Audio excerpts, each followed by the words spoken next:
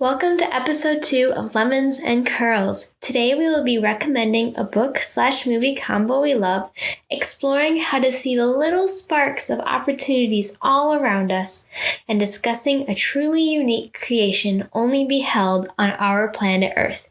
We will also be discussing hippos. You are not going to want to miss this. Welcome to Lemons and Curls, a podcast for moms and girls. I'm Rebecca Ann, the spirited, energetic mom. And I'm Milena, the witty, adventurous daughter. We are so happy that you are here with us today.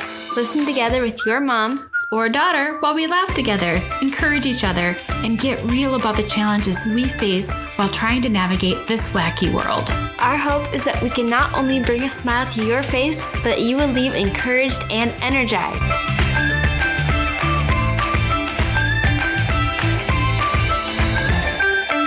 Today is May 1st, 2020, and it is officially May Day. Woo!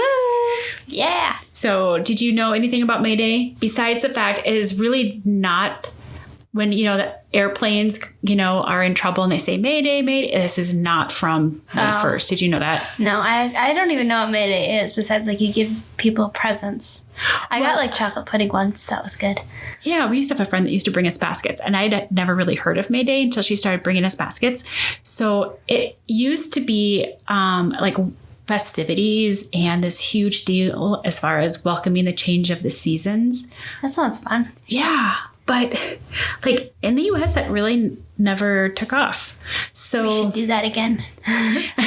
Big festivities on May 1st. So there was a big festival and all this other stuff and maypole dances. Yeah. Yeah. So you kind of heard that before, but yeah. So now May Day is kind of coincides with International Workers' Day, but there are some communities, some people that like to drop off baskets and they just hang them on people's doors with some treats in it. So yeah, that's kind of the new May Day, right? Yep. So it's also National Chocolate Parfait Day, so you can kind of combine those and make your friends chocolate parfaits and drop them off at their doors. Yeah. So do you know what a chocolate parfait is? I'm thinking, a yogurt parfait, you have yogurt, granola, blueberries. I'm thinking it's just different kinds of chocolate pudding. Yeah, well, it's we did it for your birthday one time when we were out with the cabin. Oh, that's what that was. That was good. So you take some cake and then you layer it with pudding and then cake and then you caramel and chocolate sauce. It's kind of like an ice cream sundae with so cake good. And pudding. It's super yummy, isn't it? Yeah. So there's a couple other national days today, like Law Day, which, sorry, lawyers, but that's really not so exciting for me. National Space Day. It is. First Friday in May. Mm-hmm. So that's exciting. Yep, which is today. And it is School Principals Day, so we need to do a big to-do for your dad today because he's our school principal as a homeschooler, right? Go Dad. Go Dad. But if you actually have a school principal and you go to school, then, you should probably... Quote Dad, write them a card. Get him a card. Write him a card. He's always write a card, write a card. Write a thank you note to them. And I'm okay, Dad. So you need to write your dad a thank you note just out of... Okay, I will write him a thank you note. Respect for your school principal. Right. And then not only is it School Principals Day, but it's actually School Lunch Hero Day, which if you're actually going to school right now, make sure you thank your school lunch people. But there's make them a card. A lot of people a lot of communities where their school lunches, they're still creating their lunches and then they're dropping them off at everybody's homes. So all around our community, there's these coolers at the ends of people's driveways. And so these lunch people are making all their lunches. So write them a card. It's really cool. Leave a note for them or something. Yeah. Because they still drive all their bus routes every day. Yeah, I wonder if the bus driver is driving the routes, but at the same time having the, they're helping. You just write them a thank you note too. Yeah, write them both. Thank you, everybody. Just write a general thank you note. Thank you, everybody. Write it in the sky, in an airplane, and in a big banner, just say thank you. Thank you, everybody, for everything that you do. And there's kind of this misconception right now that because everybody's home, no one's thankful. It's we're all thankful. So if you are lunch lady, principal, worker, bus, everybody, school principal, we thank you all. Okay, we're just going to do a complete Make everyone a chocolate parfait. Chocolate Parfait Day. It sounds perfect, right? So it's also National Mother Goose Day. Aww. So remember reading any Mother Goose rhymes? Do you remember any? Old Mother Hubbard was my favorite. Can you see the beginning part of it? Old Mother Hubbard went to a cupboard to fetch a poor dog a bone. When she got there, the cupboard was bare, so the poor dog got none. And there's a whole much more ridiculous. Something about him riding a goat. Yeah. Like wearing clothes, sitting at a table, laughing, dancing, stuff like that. Yep, and I remember growing up with here, because I still have the same Mother Goose book that I had when I was little. And I used to read them. There was Jack Be Nimble and Jack Be Quick. Yeah. Jack jumped over a candlestick. So fun. They're just fun little stories. Some of them are, as an adult, you're reading them and you're like, gosh, they're kind of mean. Just like the original fairy tale stories. Those are intense. They are. People murdering each other right and left in those. It's ridiculous. You do not end like Disney thinks they do. No, it's not always happy endings. Some of them are, though. No, but they have them so they teach lessons, don't they? So they're not just supposed to be just for entertainment. They used to tell these stories to teach lessons. That's how they taught a lot of lessons when they were created. So, but all right. So we have a recent, just kind of a fun family thing that we did, right? We just loaded everybody up into the truck, and my husband had filled the truck up with a bunch of wood, and we had to go take it up to our cabin. And we're not really supposed to be traveling right now, but we didn't go anywhere besides just to be outside. And it's really not very far away either. It's not like all the way across the state. It's only like an hour away. Yeah. So we headed up there to drop off the wood that he's been, I did not chop any wood, but he's been chopping wood and everything, getting it ready for the cabin for next winter. So we took a bunch up there and, we carried it all. Hauled it all over, stacked it all. It was like all muddy, so we couldn't drive the truck to like the wood pile. So we had to we parked it like not too far away, like 100 feet away. But we carried like all the wood back and forth. It was exhausting. Yeah. But then at the end, we decided there's these logs that it was this big, huge tree trunk, and it got chopped up into smaller logs, and they're pretty heavy, but they're small enough that you could actually haul them. But we were tired of hauling by that point, and so we had a log trucking contest. Yeah, to get the logs moved towards the wood pile, we had a line where you hold the log and then you start running, and at the line you stop and chuck the log, and then at one point Luke went farther than his log did. It was hilarious. We got all the logs moved and it was really fun. Yeah. But we tried to see if you could actually hit the wood pile with them. Yeah, that was a lot of fun. We had a good time with that, just to be silly and crazy, huh? So hopefully you guys have found some ways to be silly and crazy. Have some fun, and just enjoy each other. All right, now we're going to do some trivia for hippos. I have a list of questions here about hippos, and I'm going to be asking Mom and see if she knows any of the answers. This is going to, because I am the hippo. Yeah, according to her, she knows nothing about hippos, so we'll see how interesting this is. You might be surprised. Right, I might be that, I never know. You never know what I know about hippos, which you don't know much about hippos. All right, the name, the hippopotamus, comes from ancient Greek for what? Fat. No. Oh. River horse. Because I knew that. I know. I'm like, you know this one. They don't really look like horses, but they do go in the river. Yeah, but they're they love the river. That's kind of where they live, isn't it? After the elephant and rhinoceros, the common hippopotamus is the third largest type of what? What was the first two? Say the beginning of that again. After the elephant and rhinoceros, the common hippopotamus is the third largest type of what? I would have to say it's the third largest type of mammal. Land mammal. It's close. I'll give you half a point. Okay, thank you. I get a half a point? Yes. Are you writing these down? What, my points? Yeah. Oh, I'll remember. I've got 6.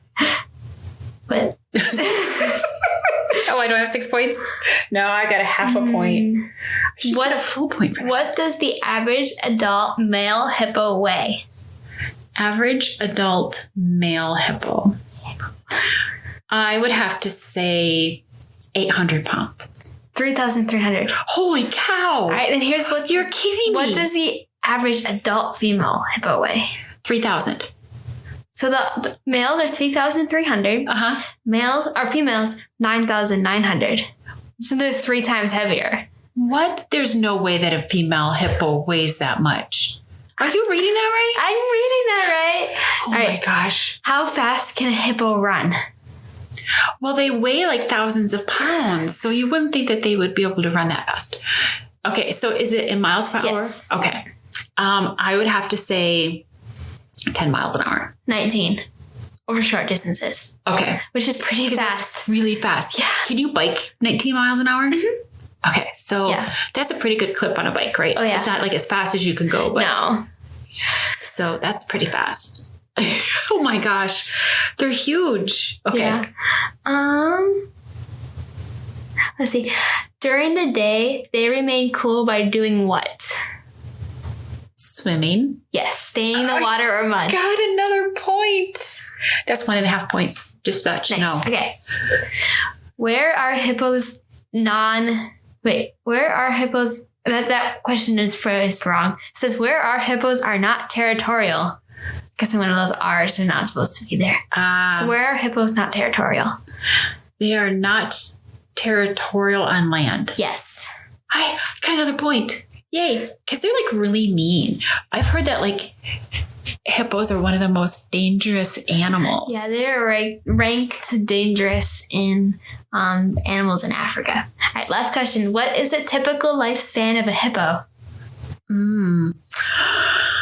Let's see here. I would have to say 14 and a half years. 40 to 50 years. Holy cow. Yeah, they're huge. Could you imagine like being that, like, because usually when it comes to dogs, like the bigger the dog, the shorter the lifespan and stuff. So I guess I didn't see that one coming because they're so big. Hippos are very, just the word hippopotamus is like so funny. They're scary, but they're kind of cute at the same time. Yeah, from a distance. From a distance, yeah. Like watching them on TV, they're adorable. But like in real life, I'm guessing they would be terrifying. Yep.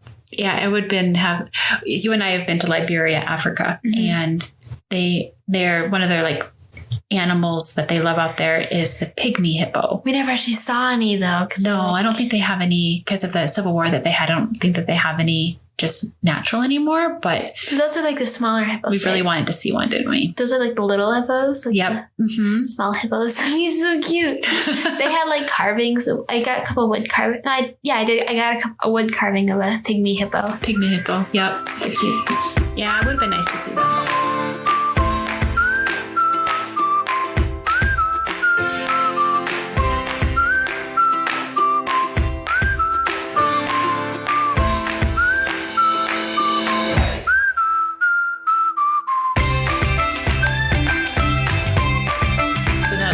Hippos.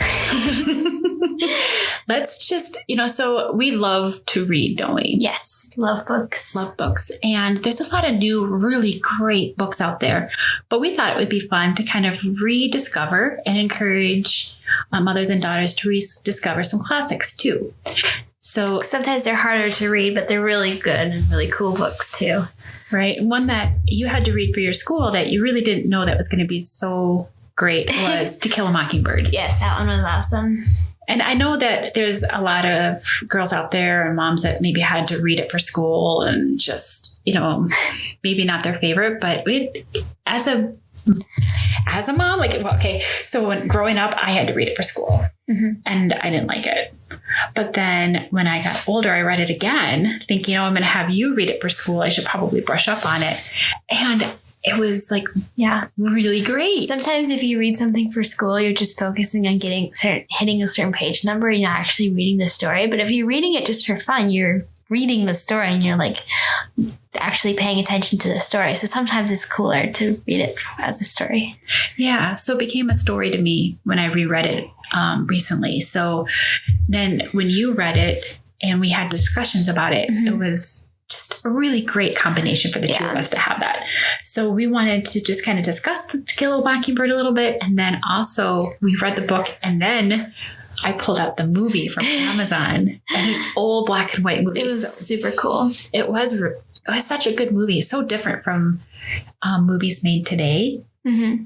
It wasn't like the Hollywood craziness. I know My favorite part about the movie is they followed the book. They had to take out a couple scenes, otherwise the movie would be like insanely long, but they didn't add anything. Like typically movies you see now from books, they kind of take their own spin on the book, but they followed the book for that one. And I think because it was an older movie, it was really good. It just made the book come to life.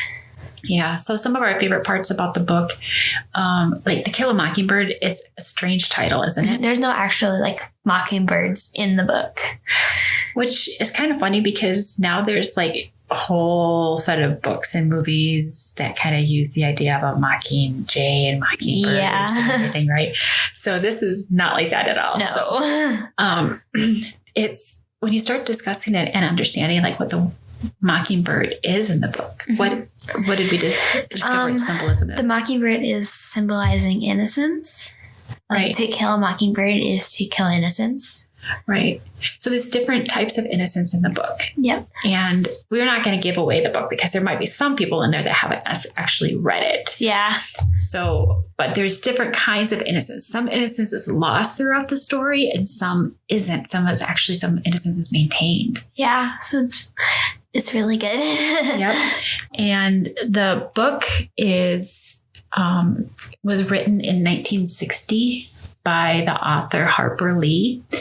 And you can find it just about anywhere. Yeah. But as a reminder, it's with Scout and Jem are the two main characters and their brother and sister. And it's about their, a few years of them growing up. And yep. They lived during the Great Depression era in Alabama. So it's kind of like Southern, hanging out around the city or like towns, like running around and being crazy. Their life was a lot different than life is now today, isn't it? Yeah.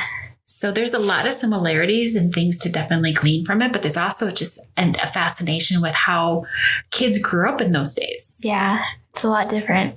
What were some of the differences that?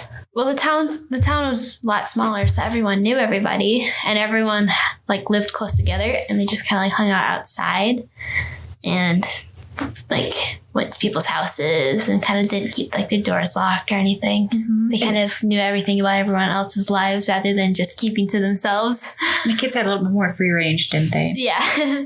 So it's kind of funny to read some of the things that Scout gets herself into the middle of. Yes, definitely. So, in a way, it's kind of like, I wish that kids can have a little bit more of that today, but it's, it comes with the cost of safety. And so the world is a little bit different than it was then. So it's kind of a neat little lens into how things used to be during the Great Depression too. And as far as how it relates to the movie itself, watching sometimes when you read the book, it's like hard to imagine some of what they're doing. And so having that movie that relates so well to the book, it kind of just brings it to life too. Yeah. The movie was made in, what did it say here? It's with Gregory Peck, who is the dad. He plays Atticus Finch. And did you say we had that a minute ago? 1962. 1962. So just a couple years after the book was written. Yeah. They made the movie. And it's in black and white. And it's just, I don't know, to me, it's like kind of a precious, fun movie and book combination. So we encourage you to pull out To Kill a Mockingbird. It's not too long of a book either. It's not like a huge it's pretty easy to read. It's not too crazy difficult words. I mean, if you can read Jane Austen, you can read this. So Jane Austen is kind of takes some time to get used to. We can talk about Jane Austen definitely coming up to some of our favorites. Yeah, we really encourage you. It's a mother-daughter combination. Mm-hmm. Maybe not be the first one that you would pick, but it was. Read some books with your mother or daughter and discuss them. Mm-hmm. Watch a movie together. Don't forget the popcorn. Of course not. Never forget the popcorn. Maybe that should be the name of our segment. Don't forget the popcorn. That would be a good idea. We should do that. We'll have to do that.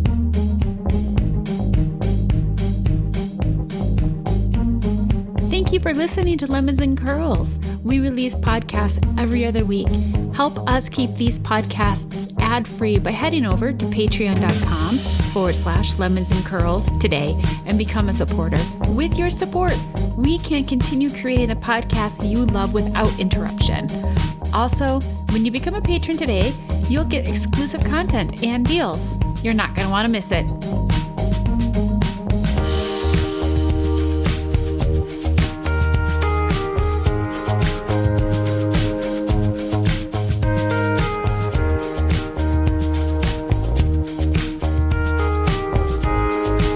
Okay, so I wanted to discuss today kind of the idea of opportunity. Okay, are you ready for this? I think so. Am I did not prepare you for this, really, did I? I clicked on the link you had and read it, but... Okay, about success. I'm not entirely sure what we're doing here.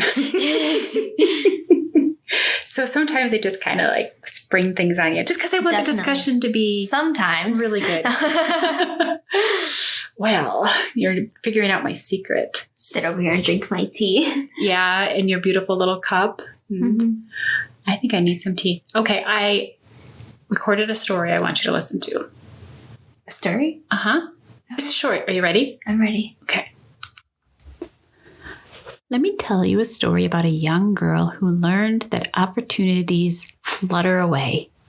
She was around 10 years old, observing and watching her older brother navigate the world above her. He was 15 and seemed to always be in trouble.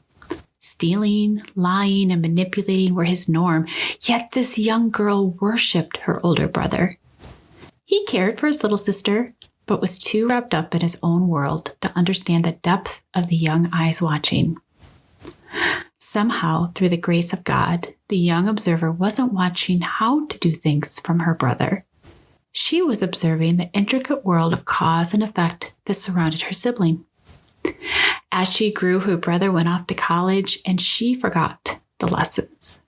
Freedom was too intoxicating, and it drove her to begin creating a similar web her unaware mentor wove. Around the time she was learning to drive and ultimate freedom was dangling like a carrot, tension was mounting within her family. She failed to remember the lessons from her brother. The pain he caused her and her parents was becoming distant. The hard lessons he refused to learn were fading in her mind, and she was beginning to repeat his mistakes.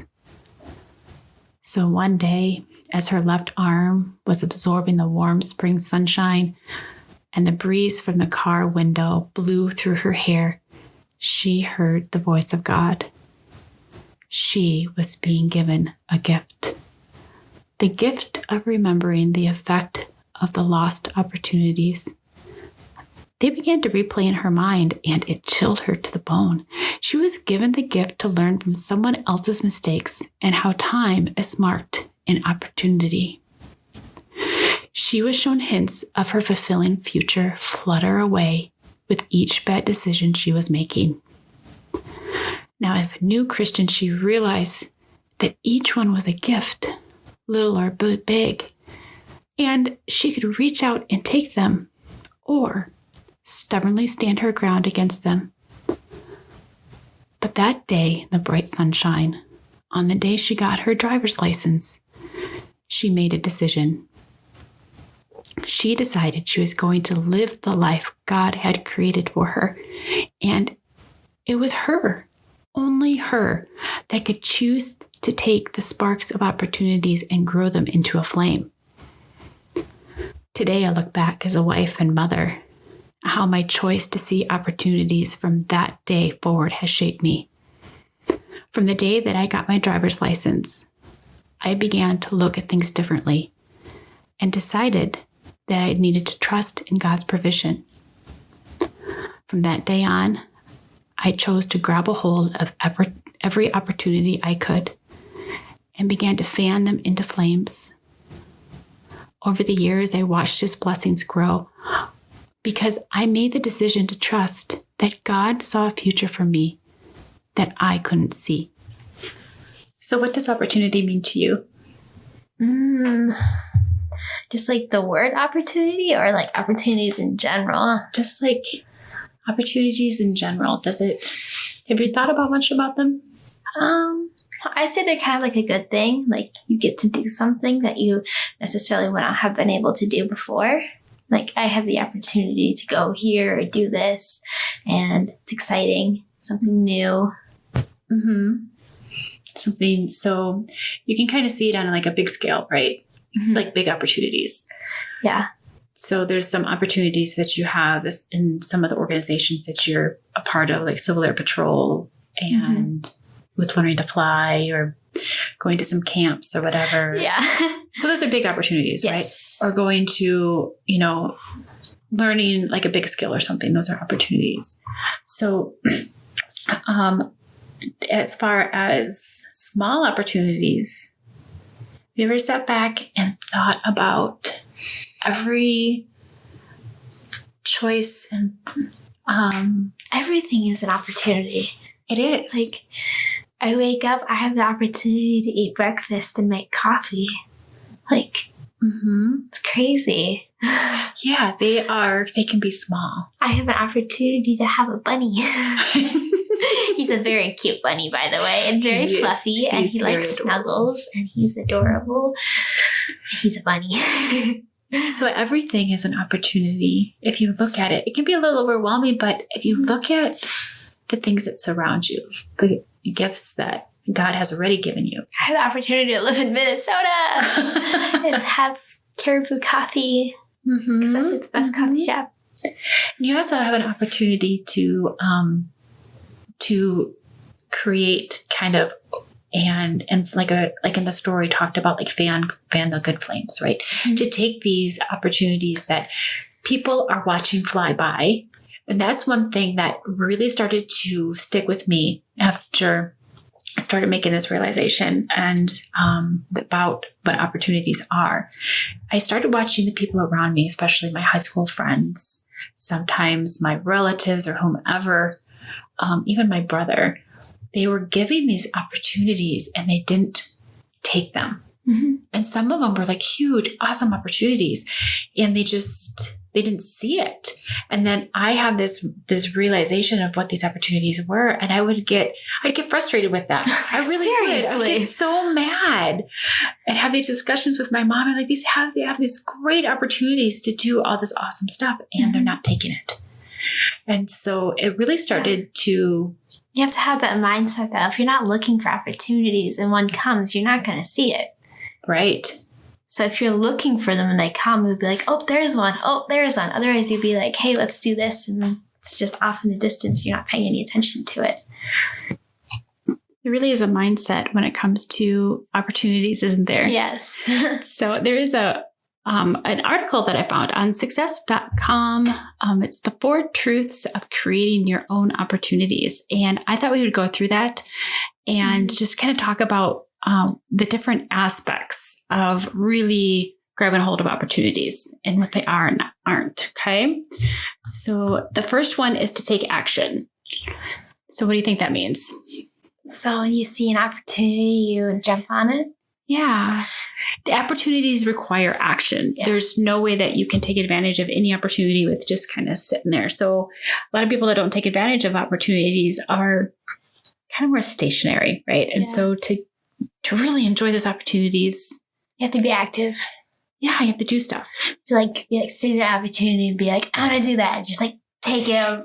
Take your opportunity. And it takes like guts to do it too, doesn't it? You can't just, you can't be passive about it. Right. Yeah, it does take trust and an opportunity to take action and do something. Sometimes it can be scary. Yeah.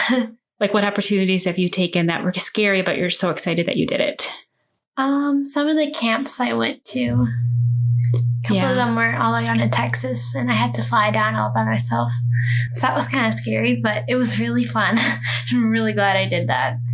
Yeah. So there's like travel opportunities. Those are always scary. We've been to Africa. Yeah.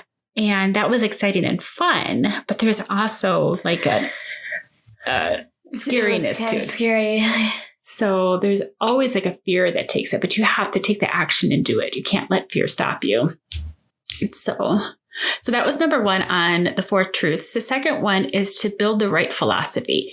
So they're talking a lot of these success sites and stuff like that talk about how you can almost manifest and create your own thing. And that's not really what we believe, is it? We have a Christian worldview. So we believe that God creates these opportunities around us, hundreds and hundreds of thousands, even throughout the day and throughout weeks and months. But we have the ability to grab them and to take action on them, right? So if you have the right reason, right, the right lens you're looking through, you can create the best opportunities. You can discover opportunities you didn't even know were there too. Right. And you can always look at it like, is this the opportunity that God really wants me to take? You know, and you can't say yes to every single opportunity that comes by. No, I've tried. It's not good. You do have to pick and choose, don't you? So having the right philosophy for what opportunities you choose can be a big thing too, right? Yeah. So number 3 on their 4 things is to avoid toxic people. What do you think that means? Sometimes you kind of have to go for your opportunities, even if everyone else thinks you're crazy. Like, if you know yourself the best, so if you know that you can do it and no one else thinks you can do it, but you know that you can do it, then go for it. Right. But sometimes you have to take people's advice, but there's comes a time where you have to stand your ground and be like, no, I'm going for this. I'm going to this. And some people in your life are a little bit more supportive on some things versus others. Yeah. And so you know who really is going to give you the best advice, right?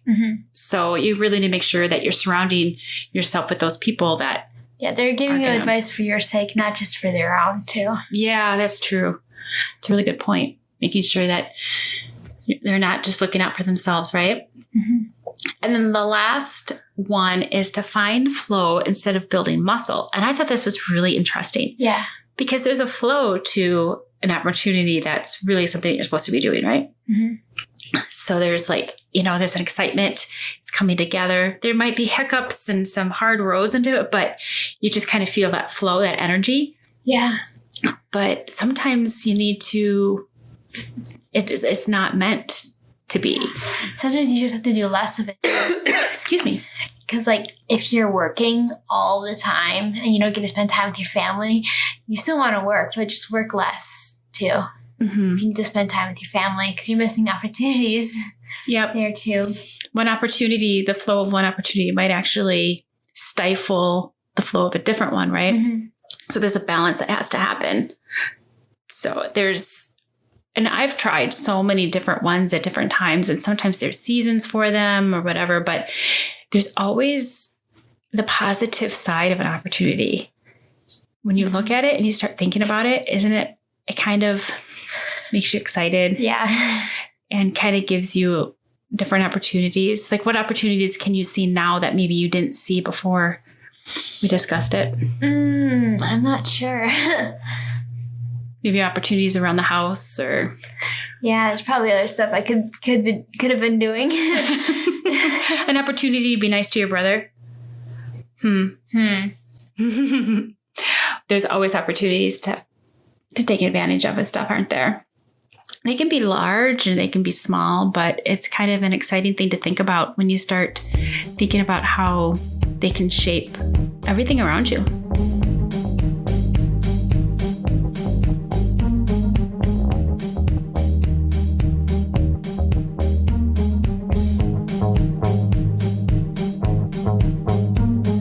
Okay, now we're going to move on to our creative corners, kind of the name that we've coined for it right now, hasn't it? Yes. So we like to do different things outside the box, get creative. And so today's creativity is brought to you by my DIY salad bar. Yay. I feel like I need to have like a drum roll. Salad bar. So this is something that I have absolutely loved, and it's been such a good thing. It is I have posts and have done videos on it too on my YouTube channel.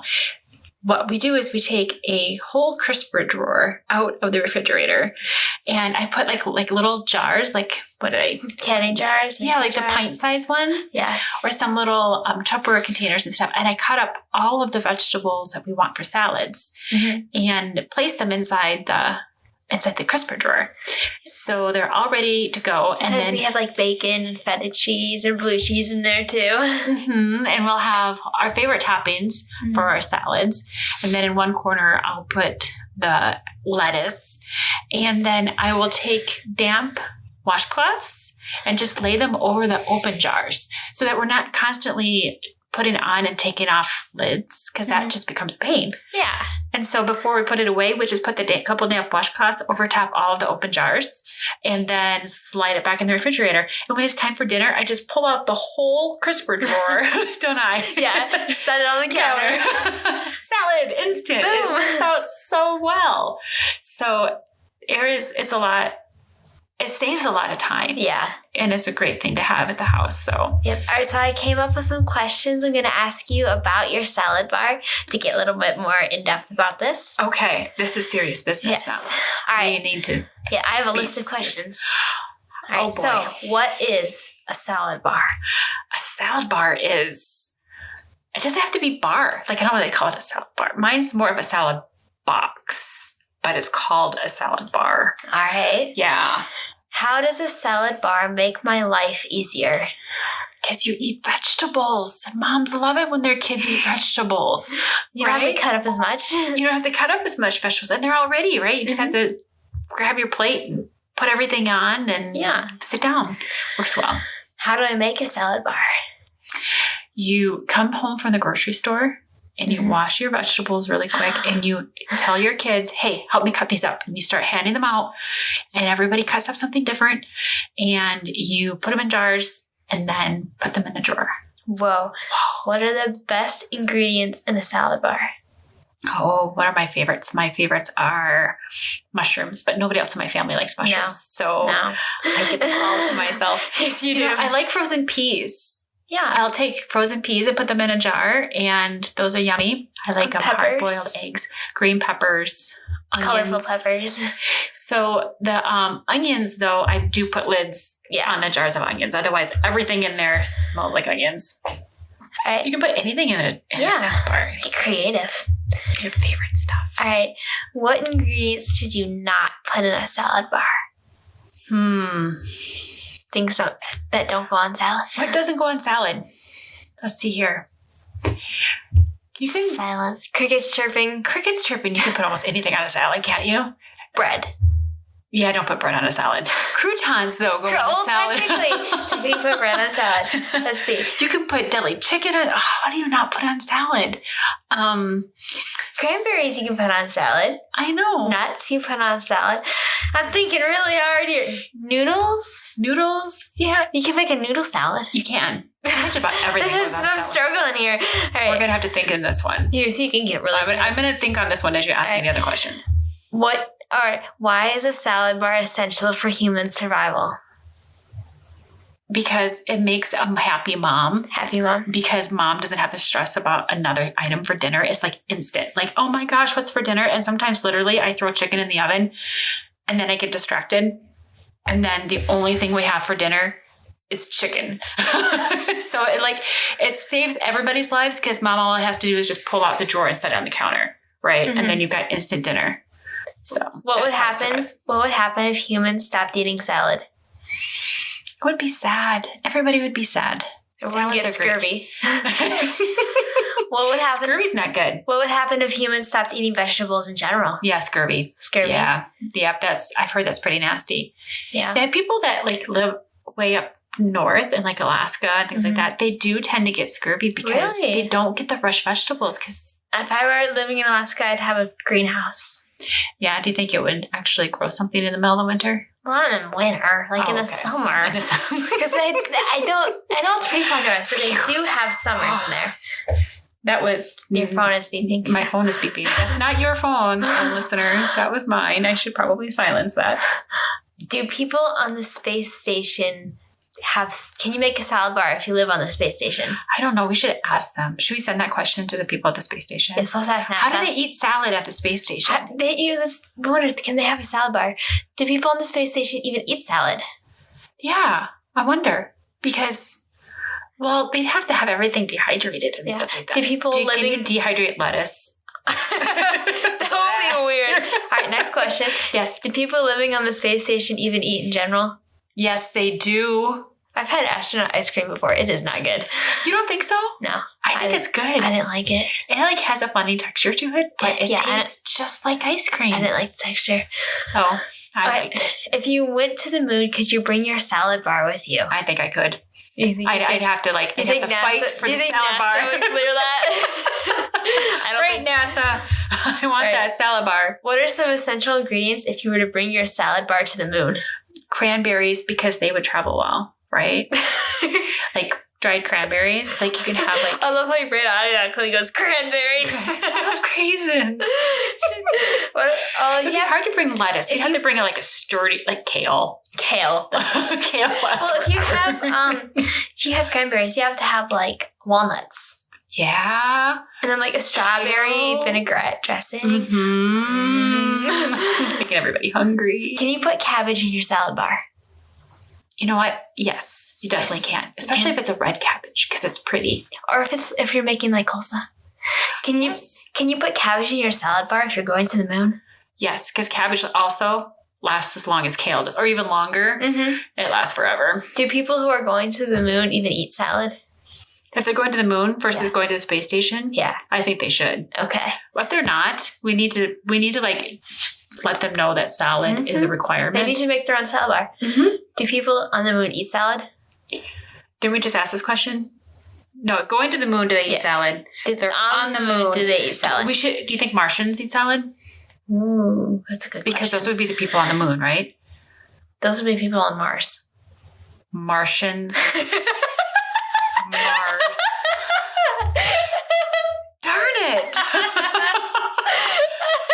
What is it? Moon men. Is that what they're called? I have no idea. They're called Martians? Haven't you ever seen Bugs Bunny? There's like a Martian dude that lives on the moon. You must be very lost. All right, last question. I'm going to have to put this together. You got to be scratching my head. Yes, you're like scratching your head. The last question. All right, you're making me really... Has anybody eaten salad on the moon? Not yet, but I think I should. You're going to be the first? Mm-hmm. Okay, I'm on the salad bar. Let's go to the moon with my salad bar. So if you ever make a salad bar, you can take it to the moon with you. Yes, I think anybody that goes to the moon now should have a salad bar. Definitely.